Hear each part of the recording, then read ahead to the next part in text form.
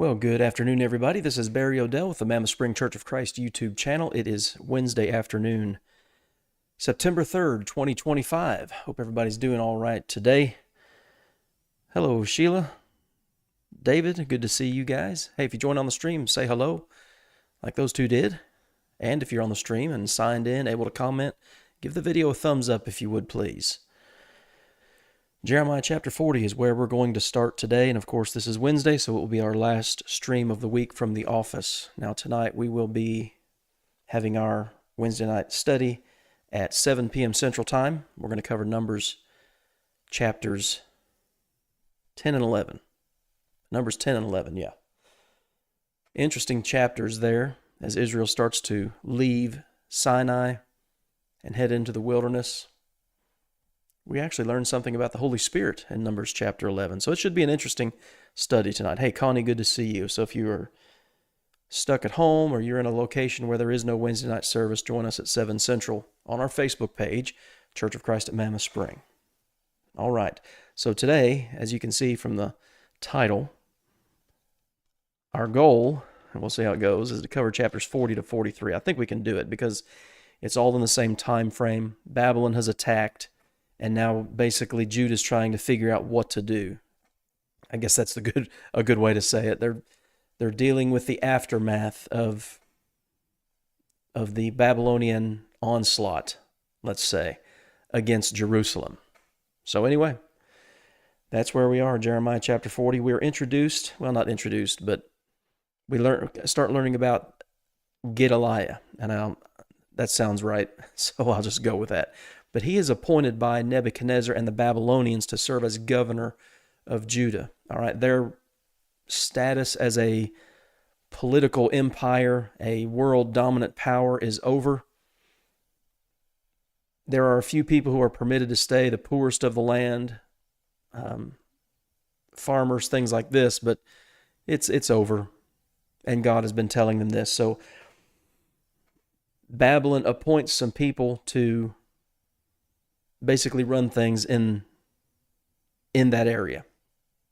All right, so Jeremiah chapter 40, beginning in verse 1, we start reading of Jeremiah's dealings with Gedaliah. But you notice here it says, the word that came to Jeremiah from the Lord after Nebuzaradan, the captain of the guard, had let him go from Ramah. So Ramah, I've got a map here that I'll pull up. And it's a little bit small, I understand that, and I don't think you can see Ramah, but that red circle in this map, this is basically where everything that we're reading about today is taking place, between Jerusalem and the location of the Ammonites on the eastern side of the Jordan River. Hey, Lau, good to see you. That's where all of this stuff today that we're reading about today is taking place, all right? Now also we're going to read about Egypt and Tahpanhes, but we'll talk about that when we get there. So I've got a couple maps to look at today as well. But Ramah, here mentioned in Jeremiah 40 and verse 1, talks about when he had taken him bound in chains among all who were carried away captive. This is like, so it's a little bit, it's like 6 miles north of Jerusalem, Ramah is. And it seems to be kind of a central location for the what would you call it? The post-invasion, the post-war processes. All right, what are we going to do with all these people who are left? A lot are in the process of being taken to Babylon.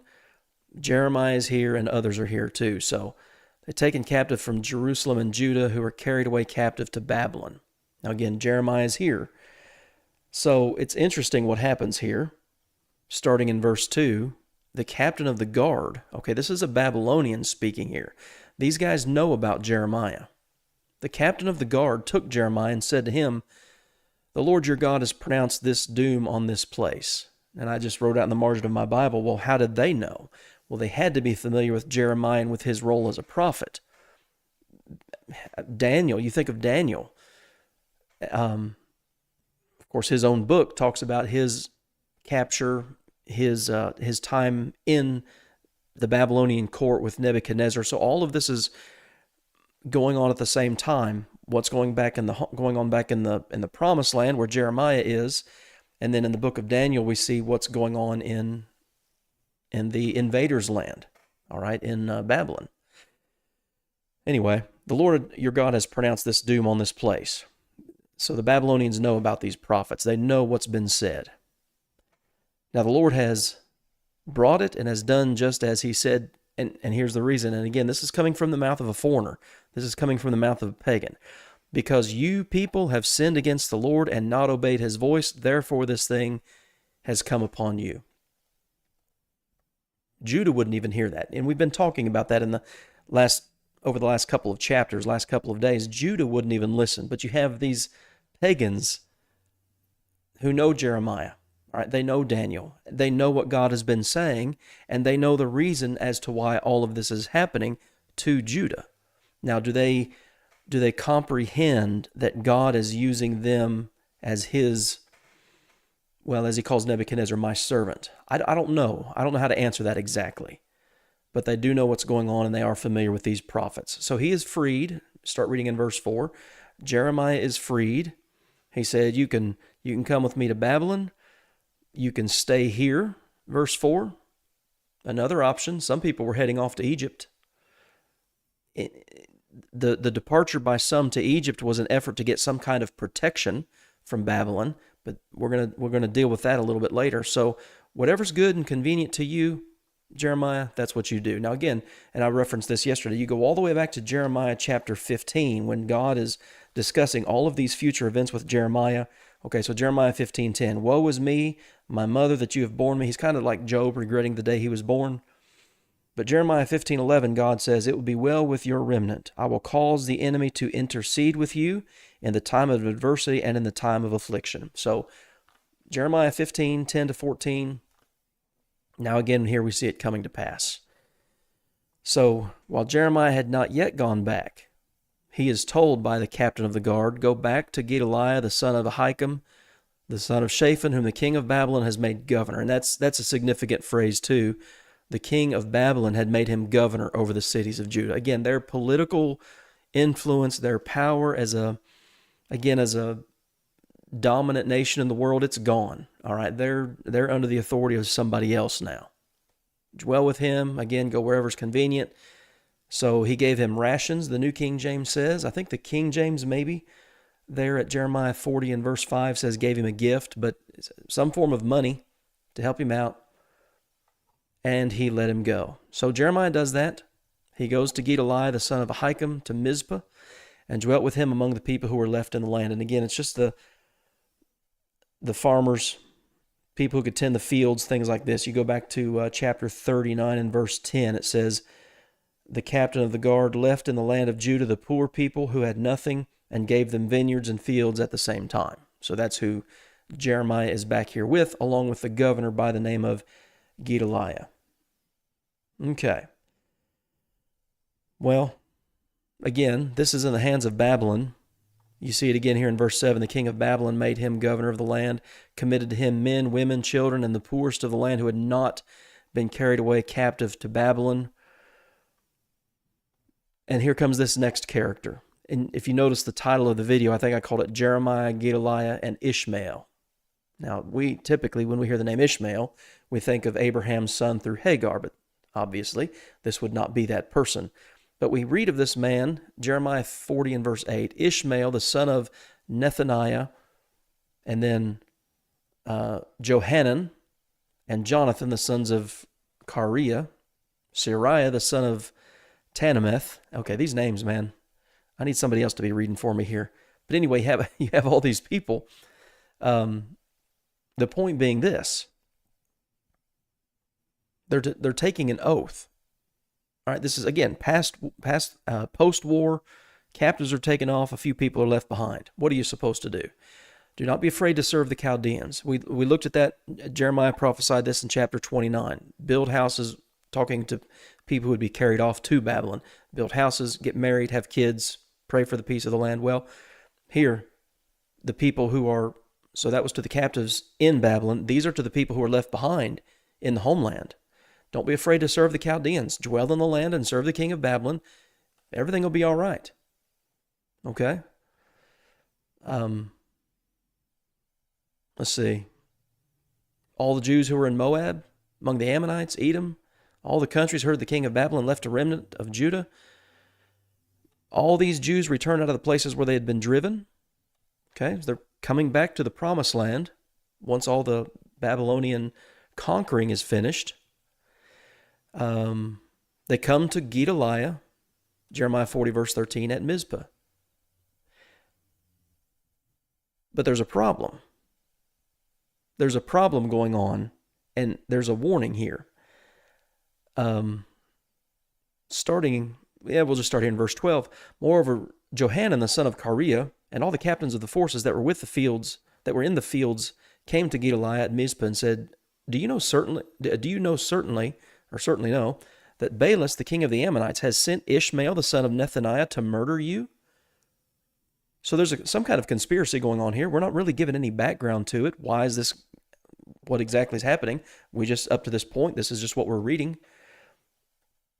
So some kind of word's out that there's some kind of, I don't know if you call it an insurrection or conspiracy or what, but this word gets to the governor, Gedaliah, but he didn't believe them. Okay, well, I don't know what to do with that. That would seem alarming to me if a group of people came and said, "Hey, we've got some information. Somebody's gonna try to kill you." So this man by the name of Johanan says, "Let me go." This is verse 15 of chapter 40. "Please, and I will kill Ishmael, the son of Nethaniah, and no one will know it. Why should he murder you, so that all the Jews who are gathered to you would be scattered, and the remnant in Judah perish?" So again, we've kind of noticed this idea of a remnant throughout the book of Jeremiah and other prophets as well. This is mentioned, and that's not an insignificant subject in the text of the prophets because of the promises made to Judah, and of course ultimately that lead to the coming of Christ. But Gedaliah just refuses. Okay, so first of all, he didn't believe them. And then when they say, "Hey, we'll go take care of this guy who's been sent over here by the Ammonites," and I'll just throw this map back up here. Again, the children of Ammon on the eastern side of the Jordan River. "We'll take care of him. Nobody will know about it." No, you speak falsely concerning Ishmael. Well, you turn the page to chapter 41, and this kind of gives it away. Guess what happens? You have an insurrection, as my Bible app calls it. They strike Gedaliah, this man by the name of Ishmael. He's got some guys who are with him. Verse 2, they strike with the sword, they kill him, whom king of Babylon had made governor over the land. But Ishmael, this man, verse 3, also strikes down all the Jews who are with him at Mizpah, and the Chaldeans. Okay, now there's a problem. All right, so you're killing these Israelites, these people of Judah. Okay, that's one thing. Babylon's in charge, and now you're going to kill their people? Okay, well, that could be a problem. Word gets back to Nebuchadnezzar and Nebuzaradan. Well, it happened on the second day after he'd killed Gedaliah. Nobody knew it yet. Well, so there are some people who come from Shechem, Shiloh, and Samaria. 80 men. Their beards shaved, their clothes torn. Okay, so everything's happened with Babylon. They don't know what's happened yet. They're coming to Jerusalem, it says, with offerings and incense in their hand to bring them to the house of the Lord. Like I said, they don't know what's happened. They don't know that the governor's dead and all the Jews who were there and the Chaldeans who were there. Well, they get there, and this man by the name of Ishmael just kind of plays along, and I'm so glad you're here. Let's go see Gedaliah. Let's go see the governor, who's already dead, but they didn't know it. So they do that. Well, he kills them and casts them into a pit. However, 10 of those 80 survived. They were found among them who said to Ishmael, "Do not kill us, for we have treasures of wheat, barley, oil, and oil and honey in the field." So they didn't kill them. Killed 70 of them. Threw them in a pit. Ishmael carried away captive all the rest of the people who were in Mizpah, the kings. So it's basically the land is in turmoil. Okay, just kind of getting out of this, of chapter 41. Everything is in upheaval. All right, Babylon has done what God said they would do. You don't have a king on the throne. You have a governor who's been appointed by an outside entity, by the Babylonians.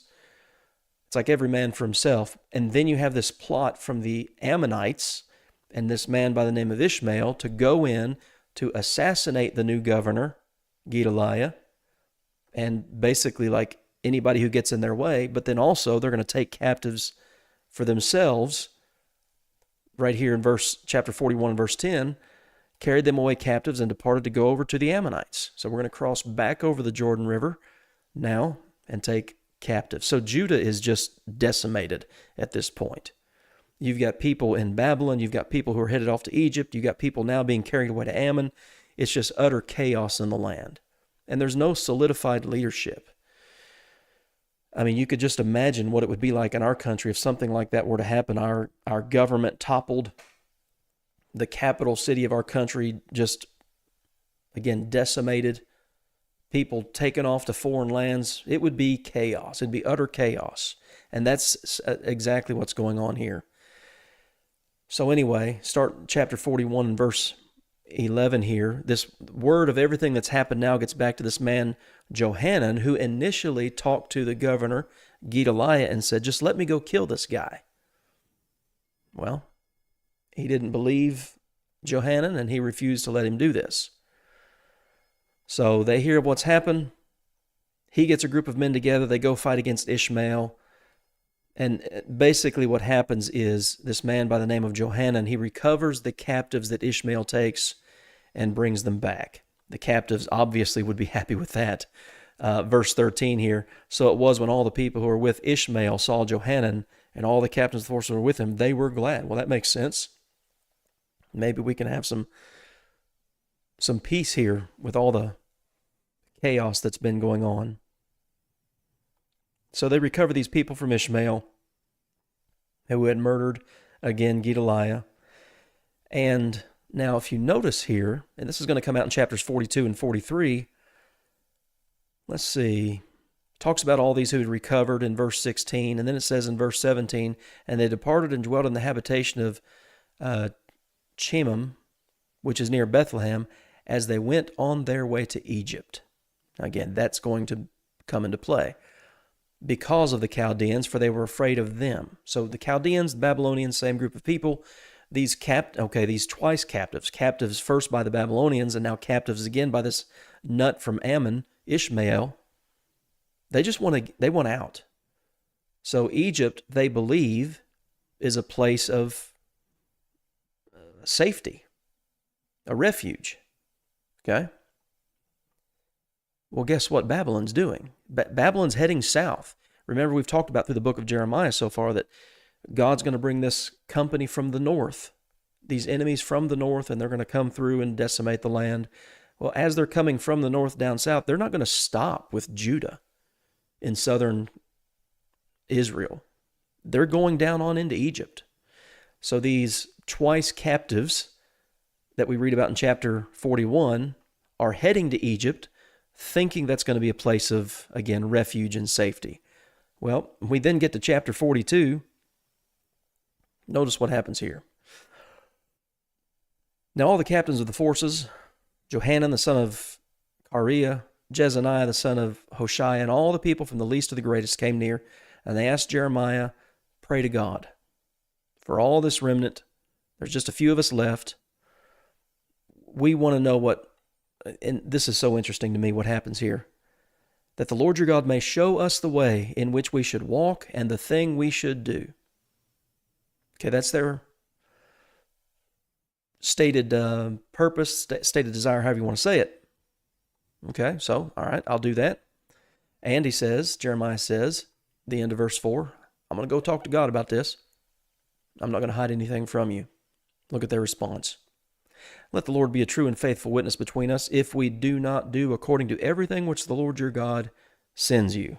Okay, that's a statement. I mean, initially, that sounds good on its face, doesn't it? Okay, so starting in verse 7. Well, I want to notice this first. Okay, whatever God says, we'll do. Look at this, verse 6. Whether it's pleasing or displeasing, whether we like it or not, we will obey the voice of the Lord our God, to whom we send you, that it may be well with us when we obey the voice of the Lord our God. Again, sounds good on the surface. Okay, so 10 days later, the word of the Lord came to Jeremiah, and basically the word of the Lord is, don't go down to Egypt. Okay, verse 10, remain in this land, I'll build you. I won't pull you down. Just verse 11, don't be afraid of the king of Babylon. I'll take care of you. But verse 13. So you have the good, basically, verses 7 through 12. Stay in the land. I'll take care of you. But if you say we're not going to stay in this land, then bad things are going to happen. And that goes really down through chapter 42 and verse 17 here. Do not go to Egypt. All right. Look at the end of verse 15 here. If you wholly set your faces to enter Egypt and go to dwell there, then it shall be that the sword which you feared in Judah, in your homeland, will overtake you there in the land of Egypt. The famine that you feared here, it's going to overtake you there, and you will die. So, those are your options. Now you get down to verse 18. As my anger and my fury have been poured out on the inhabitants of Jerusalem, so it will be poured out on you when you enter Egypt. Okay, so what's the message? Jeremiah, go pray for us. Whatever God says, whether we like it or not, we'll do it. Okay, sounds great. Verse 19. The Lord has said concerning you, O remnant of Judah, do not go to Egypt. Know certainly that I have admonished you this day. Okay, there's no, again, 10 days after their request. Here's the message. But Jeremiah knows something. You were hypocrites in your hearts when you sent me to the Lord your God, saying, pray for us. That's the point. They had already made up their minds to go to Egypt. Pray to us. Whatever God wants, whatever God says, we'll do. And I've declared this day, and I have this day declared it to you, but you have not obeyed the voice of the Lord your God, or anything which he has sent you by me. So, you're going to die by the sword, by famine, and by pestilence when you go down to Egypt. Again, they thought this was the remedy. This is where they'd be safe. Egypt's got an army. Jerusalem's done. Judah's done. So you see a hypocritical statement of faith there in Jeremiah 42 and verse 6? Verses 5 and 6. Whatever God says, we'll do it, whether we like it or not. Well, that didn't last too long. You know, and I thought about that. People do that. People still do that with God today. Man, I'm ready to become a Christian. Whatever it takes, I'm ready. And yeah, that hangs on for a few months, maybe a couple years. And then sometimes people just drop off the face of the earth. I've dealt with that. Sometimes it's a gradual decline. You know, for a time, they just thinking about worship services, for instance. They don't miss a service. They're there Sunday morning, Sunday night, Wednesday night. You have a meal at the building. They're there for that. Gospel meeting, they'll be there for that. And then they start missing on Wednesday night. And then they start missing on Sunday night. And they stop coming to Sunday morning Bible class. And for a while, they come to Sunday morning worship. And then that gets sporadic at best. And then they're just gone. Well, you've made a vow to God in your obedience to the gospel. Are you going to go back on that? Some people do. Just like these people here. All right, so all of this is going on. Chapter 43, and I kind of like verse 1 here. When Jeremiah had stopped speaking to all the people, all the words of the Lord their God. And I've thought about that myself as a preacher. How long do you have to keep on? The way I would phrase it is like begging people who know better to do better. What is my obligation? Forget the preacher aspect. I'm just a Christian, all right? What is my obligation as a Christian towards those who have become a Christian, know what they should be doing, but are not doing it? And when you talk to them about it, there are all kinds of excuses as to why. Now, they're doing other things that they want to do. But Sunday rolls around, Wednesday rolls around, they just don't feel good.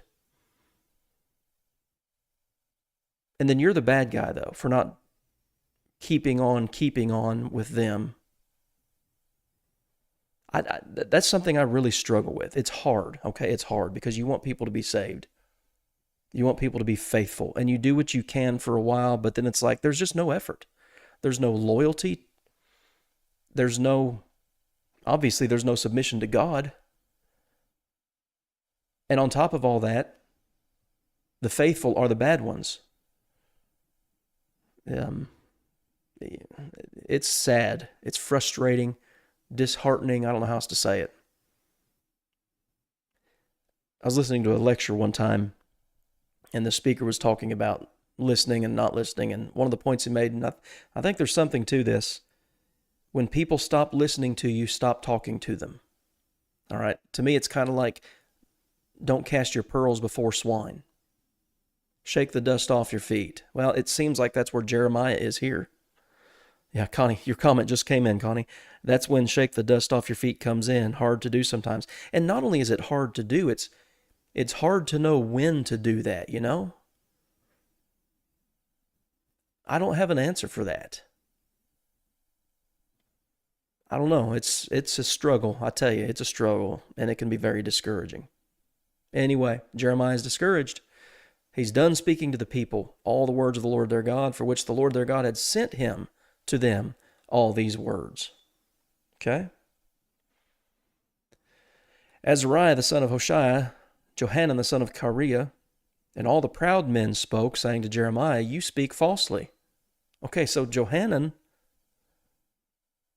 is the guy who, back earlier we've read about, warned Gedaliah, said, I'll go kill this other guy who's trying to kill you.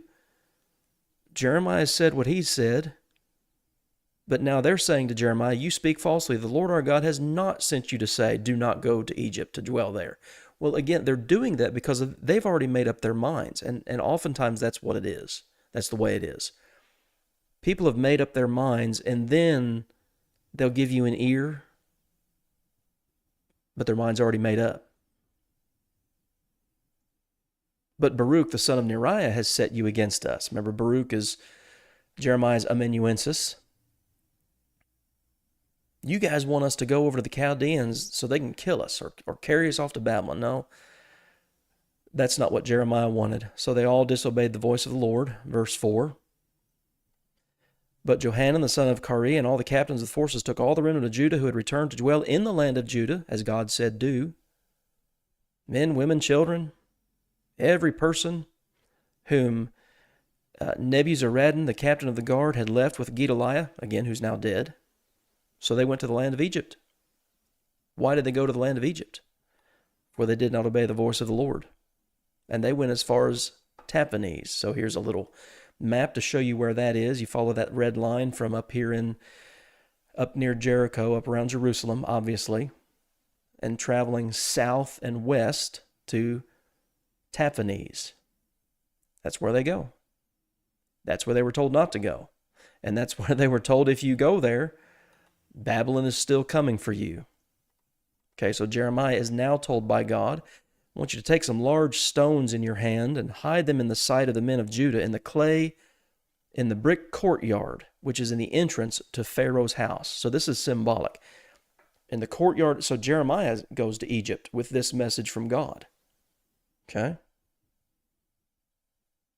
Put these rocks there, and it's going to mean something. I will send and bring Nebuchadnezzar, the king of Babylon, my servant. There it is again. What is it? 3 or 4 times in the book of Jeremiah, Nebuchadnezzar is called God's servant. And will set his throne above those stones. Where you put the stones, that's where Nebuchadnezzar is going to set up his throne. And he will spread his royal pavilion over them. Okay, so Judah, you run to Egypt. Babylon's still coming. They're not going to stop in Judah. They're coming their way. I will kindle a fire in the house of the gods of Egypt. He shall burn them and carry them away captive, just like he did to Judah. There's no escaping this. And God told his people to stay in the land, and they refused. So, and we're done for today, but look where chapter 44 starts. Israelites will be punished in Egypt because God said don't go to Egypt. That's where we're stopping today. David says the parable of the soils, only 1 out of 4 hearts were good. Yeah. 25% isn't much, is it? But even, and I understand that, and you're exactly right, but it's still hard to make the call of how long do you talk to somebody and try to encourage them, check on them, before you don't? When it's clear there's no intention to do what's right. And that this is not new behavior. Okay, it's been this way in the past, and it's this way in the present, and it'll probably stay that way in the future. Sadly, it's frustrating to say the least. But that's where Jeremiah is, the weeping prophet. I get it. I understand it. I understand that struggle that he has. All right, so Gedaliah is dead, the governor of Judah. More Jewish people died. Chaldeans died. The remainder of the Jewish people, they head to Egypt for protection. They're going to die. And the whole time, Jeremiah is just trying to, I guess you might say, do his best. Connie says, I was told once that after you stop, wait for a good while, then try again. Could be. Sheila says, people are going to do what's important to them and what they want to do. And that's exactly right. People do what they want to do. But if you bring that up, you're the bad guy too. Trust me. So, anyway, guys, good to see you today. Appreciate y'all being on here. Sheila, David, Connie, Lyle. Appreciate your comments. Again, if you would please, while you're here, give the video a thumbs up. Hope you have a good rest of your week. Like I said at the beginning of the video, if you're not going anywhere tonight, 7 p.m. Central, we'll be in Numbers chapters 10 and 11. So I appreciate you guys being here today. Hope you have a good rest of your day. And hope to see you back in here on Monday. Well, one more comment. Sheila says, Jesus was thought of as bad too. Yeah, you're right. You're right. All right, guys. Have a good day.